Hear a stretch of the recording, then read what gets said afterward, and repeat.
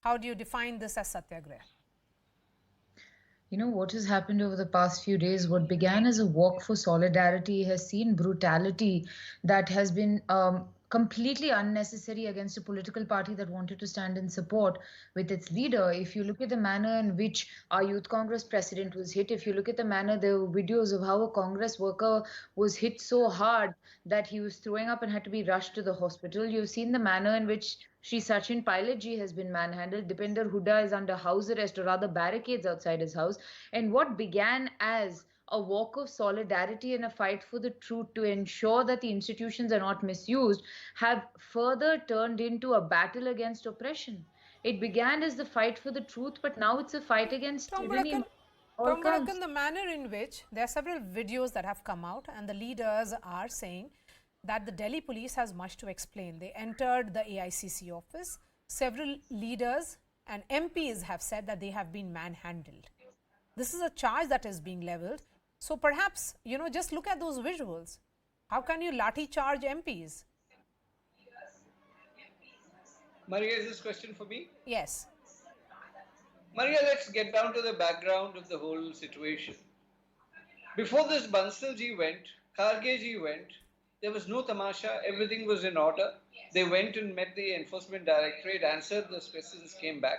Now the Prince of Wales goes there, and there is a statement coming from Maharashtra that this country can be set on fire, and then very nasty statement which I do not want to repeat in the national media, and you are aware of it. Yes. This is the kind of reaction, this is the satyagraha they are talking about. These fake Gandhis have decided that this is the kind of satyagraha that will come. Section 144 is declared, and they go, and what are they trying to do? They are trying to build pressure and confuse the officers of the Enforcement Directorate. They burn tires and conduct arson there. They could endanger life, and nobody is asking any questions. When you fight with the police, there's bound to be some blows exchanged. I mean, I'm not ruling that out. But yes, there is a discipline which both sides should have maintained. But then in this kind of melee, all sort of things happen.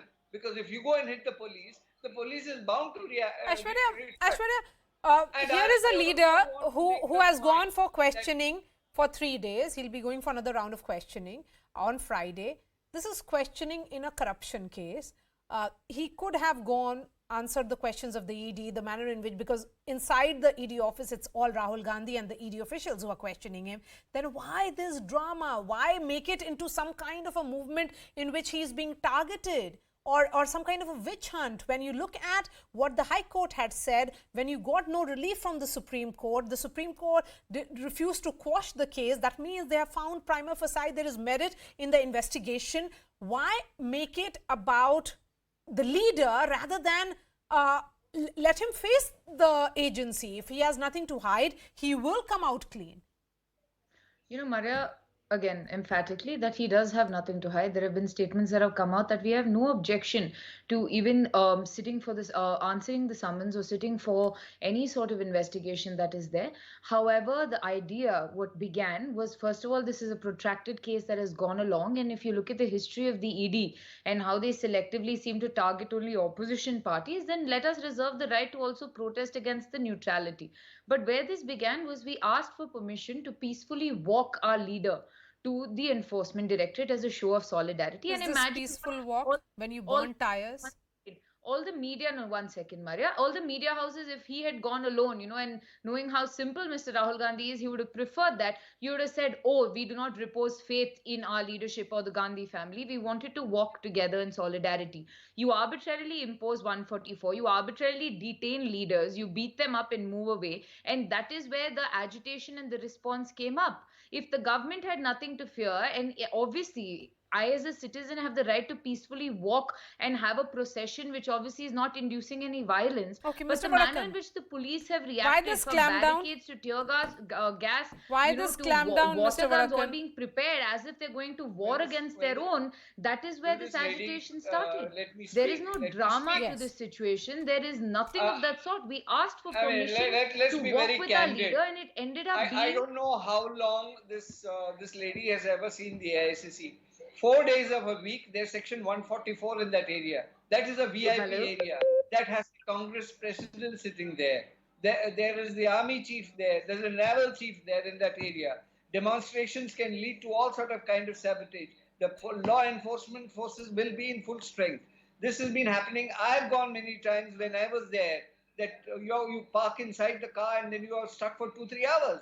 This is a normal happening. And if you want to protest, create a situation, you do it peacefully, not threatening people. You send women out, they get, or the kind of situation that you create. This is a clear-cut case of conspiracy. With the High Court has said, not us. High Court has said it's a case of conspiracy. And if it is a case of High Court's verdict, why don't you learn to respect the institutions? You want to break all institutions. You want to fight against the court. You want to talk against any institution, enforcement directorate, be the court, the Supreme Court, the High Court. Your leader is what matters. Bharat ko jala do. I mean, that's the language a leader uses. And then you disown him. You say, if you have the guts, remove him from the party. If a person uses such language, I would have expected him to be expelled. But no, you say it's not part of your narrative. But reality is what? This is your narrative.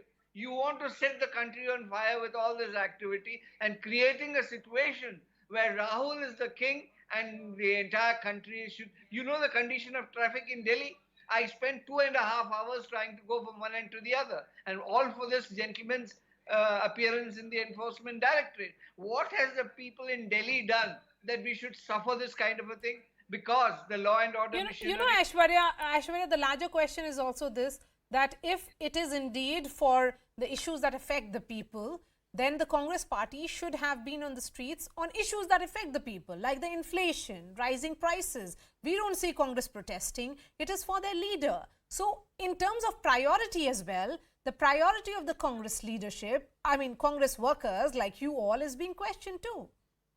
You know, Maria, when it came to inflation, when it came to fuel price rise, or even when it came to unemployment in this country, or even COVID deaths, the manner in which we did take out protests was something that everybody saw. If it was not highlighted as much in mainstream media, that's not my responsibility, because we are talking about the issues as well, and I participated in all of these. And you know, Mr. Tom so nicely will come up and talk about, oh, you should expel this person and that person. Who was the person that spoke about Gandhiji? She's a sitting MP, mind you, about Mahatma Gandhi being shot being a good thing. How many of your leaders have made statements that are absolutely ridiculous? You condone these statements, so don't sit and act high and mighty and try to preach, you know, when you yourself are an equal offender in that. And when he talks about the, you know, this idea of the institutions being free or fair or whatnot, tell me, what has happened to Narayan Rane, Suvender Adhikari, Himanta Biswa Sharma, who was investigated, moved to the BJP, and then what happened? Yediyurappa, what happened to him? The Bellari brothers. I can give you an entire list that the BJP basically whitewashes or makes y'all or pretends to make y'all cleaner than the Ganga when you move over, and uses these constitutional authorities against everybody else. An example is my... All right, Aiyshwarya, we have really run short of time now. Thank you so much for joining us, Tom Vadakkan, Aiyshwarya M. We are slipping into a short break. After that, we have a special news report for you, so stay with us.